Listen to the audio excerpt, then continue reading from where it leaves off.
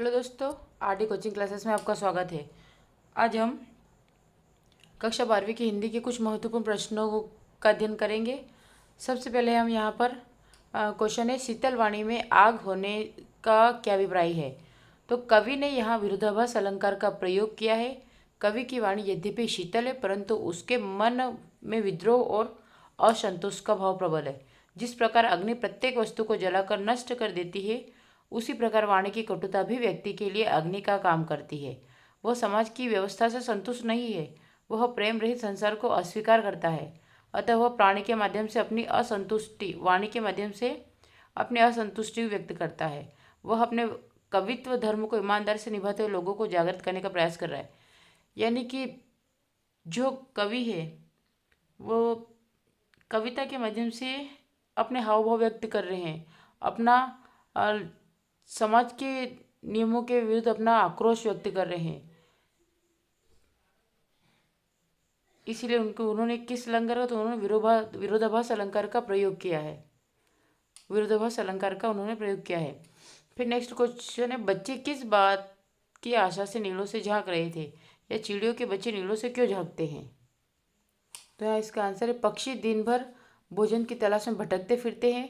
उनके बच्चे इस आशा से नीलों या घोंसलों से झांक रहे कि उनके माता पिता उनके लिए दाना भोजन सामग्री लेकर शीघ्र ही उनके पास आते होंगे और उनका पेट भरेंगे। इसके साथ ही वह अपने माता पिता का स्नेह स्पर्श पाने के लिए भी प्रतीक्षा कर रहे थे, क्योंकि वो अपने माँ बाप का इंतजार करते हैं ताकि जब वो आएंगे उनका पेट भरेंगे। फिर संसार में कष्टों को सहते हुए भी खुशी मस्ती का माहौल कैसे पैदा किया जा सकता है। तो संसार में अनगिनत कष्ट है और उनको सहन करना मानव की नियति है। मानव जीवन में सुख दुख समय के अनुसार आते जाते रहते हैं। मनुष्य को दुख से परेशान नहीं होना चाहिए, क्योंकि दुखों के बिना सुख की सच्ची अनुभूति नहीं की जा सकती। यदि मन में प्रेम की भावना प्रबल हो तथा नित्य नई कल्पनाओं की उमंग हो, तो मनुष्य कष्टों के बीच रहकर भी प्रेम और मस्ती के सहारे अपना जीवन खुशी से व्यतीत कर सकता है। बस यही कि वो संतुष्ट हो, जो मिला है उस वही पर्याप्त हो, तभी इंसान सुखी रह सकता है। निज उर के उद्गार से कवि का क्या तात्पर्य है। तो निज उर के उद्गार से कवि का तात्पर्य कवि के स्वयं के मन की भावना से है, जिन्हें वह संसार के सामने व्यक्त करने का प्रयास करता है। फिर जग जीवन का भार लिए फिरने से कवि का क्या आशय है।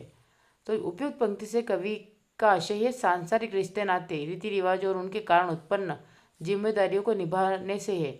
न चाहते हुए भी कवि इन उत्तरदायित्वों को निभाता है और दुनियादारी के साथ विरोधाभास होते हुए भी वह संसार के साथ सामंजस्य बैठाकर जीवन यापन करता है। वो दुनियादारी को नहीं मानता, वो दुनियादारी का सपोर्ट नहीं करता, लेकिन वो ये जानते हुए भी वो विरोधाभास अलंकार का प्रयोग करता है और अपनी वाणी को शीतल रखते हुए उससे जो शब्दों का प्रयोग करता है। ठीक है, तो यही है कि जीवन का भार लिए फिरता हूँ। पथिक जल्दी जल्दी क्यों चलता है। तो पथिक दिन को तेजी से ढलता देख जल्दी जल्दी इसलिए चलता है कि कहीं उसके मंजिल पर पहुंचने से पूरी अंधेरा ना हो जाए। वैसे भी उसकी मंजिल अब उससे अधिक दूर नहीं है, अतः मंजिल को शीघ्रता से प्राप्त करने की चाह भी उसे पथ पर जल्दी जल्दी चलने के लिए प्रेरित करती है।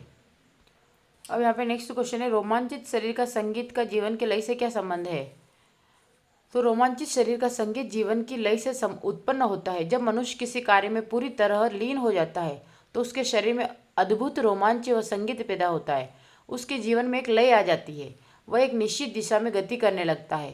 तभी हमारा शरीर भी रोमांचित हो उठता है। मन के अनुकूल कार्य करने से हमारा शरीर भी उसी लय से कार्य करता है, अर्थात उसमें संगीत की लय जैसी मनोरम गति आ जाती है। इसीलिए बोला है रोमांचित शरीर का संगीत, यानी कि मन और आत्मा को उसी में लगाकर पूरी तरह से उसका आनंद के साथ जीवन यापन करना और आनंद के साथ उसको अनुभव करना, यही रोमांचित शरीर का संगीत कहलाता है। नेक्स्ट क्वेश्चन है, उड़ने और खिलने का कविता से क्या तात्पर्य है। उड़ने और खिलने का कविता से क्या